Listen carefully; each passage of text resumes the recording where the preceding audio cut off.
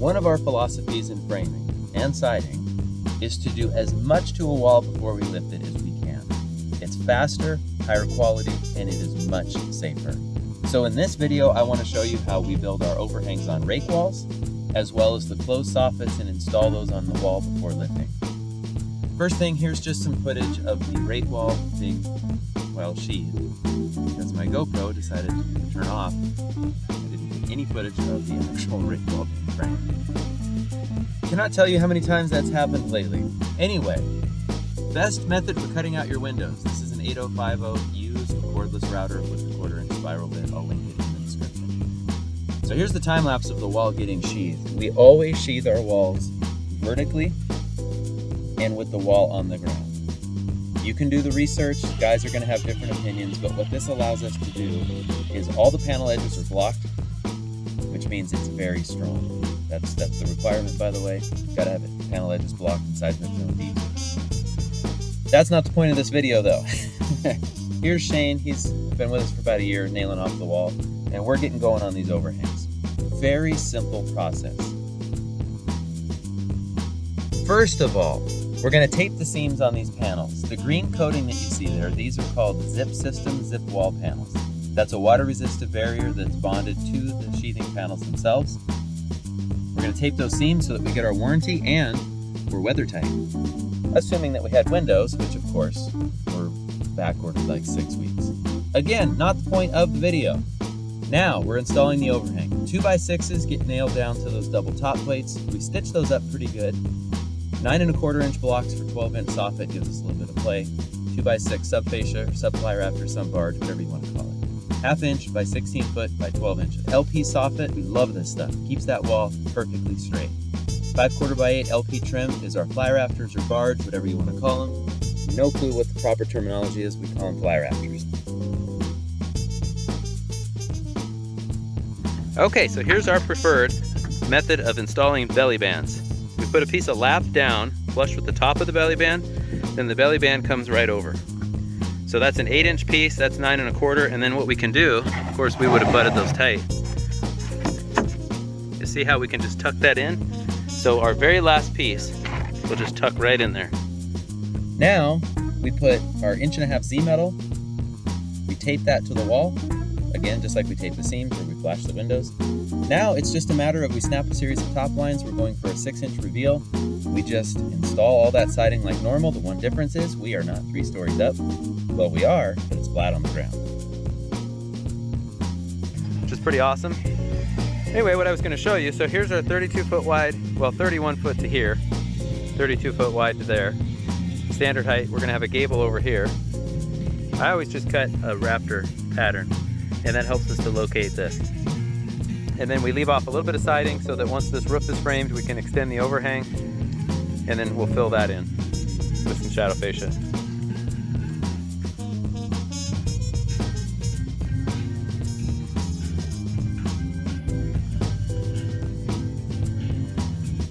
And there's the wall. So you notice that we framed 24-inch on center. We double up the king studs on all of the windows, and we use 4x6 blocking for the panel edge there, that horizontal seam at the ceiling line. The only reason for the 4x6 is that it helps make that wall stiff as it goes up. I'll link below, but you can read the article in Fine Home Building that discusses a little bit more on how we frame these walls. I also have a previous YouTube video. And now we're up to the standard height eaves wall. We're going to install the closed soffit before we lift that wall. So I'll get into a moment on how I located that 2x6, but snap a line. We have a 2x6 backing. There's an advantage to this that I'll get into in a future video when it comes to setting rafters. But I like to nail this into the double top plates. I stitch it up pretty good, keep it nice and flat.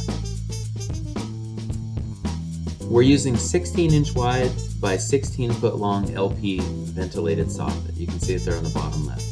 That means that our cripple blocks are going to be 13 1/4. That gives us 16 1/4. The reason for that is we want just a small gap at the sheeting so that we can adjust and keep everything straight. Once you've nailed down the soffit, go ahead and brace each side nice and square, or maybe just a little out of plumb up in case things want to sag a little bit. It's easier to push it down than it is to pull it up in the air. String line it, and then we just go through about every 8 feet or so, add a little brace to keep that nice and straight. The other advantage of this is that that wall is going to be nice and straight and require fewer braces. All right, there is our 16-inch soffit down the length of this wall. So each end we square and brace, and then string line it nice and straight. And now, 2 stories up. Now we don't have to get up fast. Thank you, Kyle. Okay, so there's our overhang installed before we raise the wall. This is, I think, a 38-foot long wall. It's maybe got an 1/8 of an inch bow. That soffit keeps it nice and straight. So that'll be easy to straighten out when we plumb in a line. Here's how everything attaches at the overhang and at the overhang. So let me show you this first. So our standard height wall just butts the backing for this wall. We frame these up to the roof sheathing, so the roof sheathing will nail directly into this. I'll put a screw here to tighten that down. Good old summertime twisted framing. When we initially raise the walls and intersect them, we put a Simpson screw here, which just pulls everything nice and tight. Then we can put a piece of hardware like an A35 there and or there as needed. The overhang on the outside, this 2x6 will nail into the wall. Fascia board will run out and catch the fly rafter.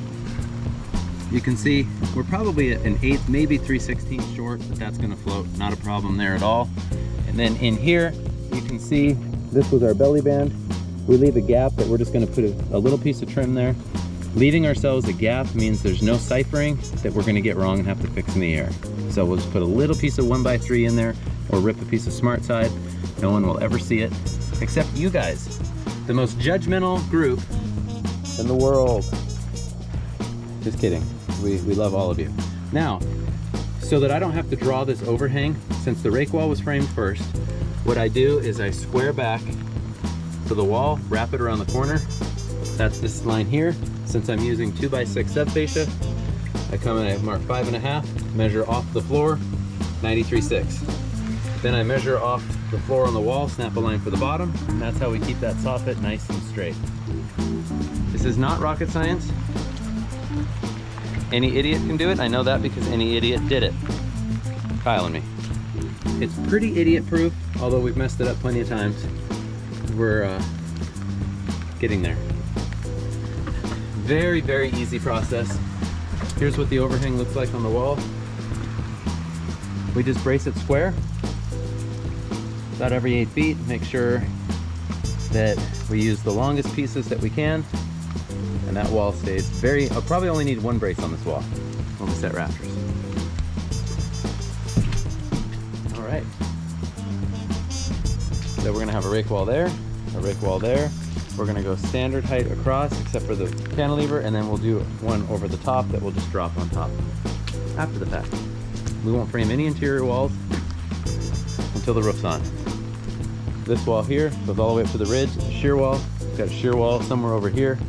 Anyway, and we'll have all this room to work.